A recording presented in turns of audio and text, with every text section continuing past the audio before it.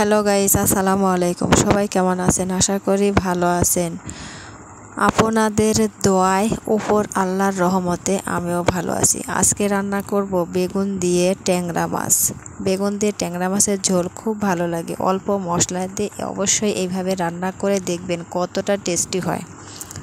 বন্ধুরা, যারা আমার চ্যানেলটি সাবস্ক্রাইব করেননি তারা অবশ্যই চ্যানেলটি সাবস্ক্রাইব করে দিয়ে আমার সঙ্গে থাকবেন।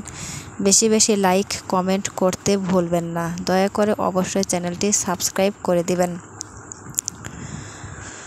বন্ধুরা, জানি না কোথার মাঝে ভুল ত্রুটি কতই না করে ফেলি। যদি করেও ফেলি তাহলে অবশ্যই ক্ষমা দৃষ্টিতে দেখবেন। মানুষ মাত্রই তো ভুল করে। অবশ্যই ভুলগুলো ক্ষমা করে দিয়ে পাশে থাকার চেষ্টা করবেন। বেগুন দিয়ে ট্যাংরা মাছের ঝোল শরীরের জন্য খুব উপকারী। অল্প মশলা দিয়ে এইভাবে ট্যাংরা মাছ ঝোল করে খাবেন, দেখবেন কতটা টেস্টি হয়। অবশ্য আমার খুব ভালো লাগে। মশলাগুলো কষানো হয়ে গেলে এবার পরিষ্কার করে ধুয়ে রাখা মাছগুলো দিয়ে দিচ্ছি। মাছগুলো ভালো করে তেলের মধ্যে মশলার সাথে কষিয়ে নেব। দেখুন, মাছগুলো আমি ভালো করে মশলার সাথে নেড়ে চেড়ে নিচ্ছি। এই ঝোলের সাথে মাছগুলো কষিয়ে নেব। বলক চলে এসেছে, বেশ কষানো প্রায় শেষের দিকে। এবারে দিয়ে দিচ্ছি পরিষ্কার করে ধুয়ে রাখা বেগুন মাছের সাথে 2 থেকে 3 মিনিট কষিয়ে নিতে হবে।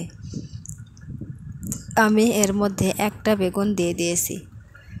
আর বেগুন আর মাছ মশলা ভালো করে নেড়ে চেড়ে নিয়েছি। কষানো প্রায় শেষ। এবারে দিয়ে দিলাম পরিমাণ মতো পানি।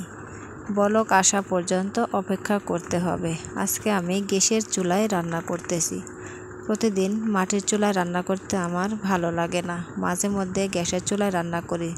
যেদিন শরীর বেশি খারাপ থাকে সেদিন গ্যাসের চুলায় বেশি রান্না করি। বলক চলে এসেছে, রান্না প্রায় শেষের দিকে। নামানোর আগে অবশ্যই আপনারা ভাজা জিরার গুঁড়া দিয়ে দিবেন। ভাজা জিরার গুঁড়া দিলে তরকারির স্বাদ অনেক গুণে বেড়ে যায়। দেখেন, আমি দিয়ে দিলাম ভাজা জিরার গুঁড়া। এবারে ভালো করে নেড়ে চেড়ে মিশিয়ে নিতে হবে। আরও 2 থেকে 3 মিনিট চুলাতে আমি রেখে দেব। ভালো করে নেড়ে চেড়ে মিশিয়ে নেব। সবাই ভালো থাকবেন।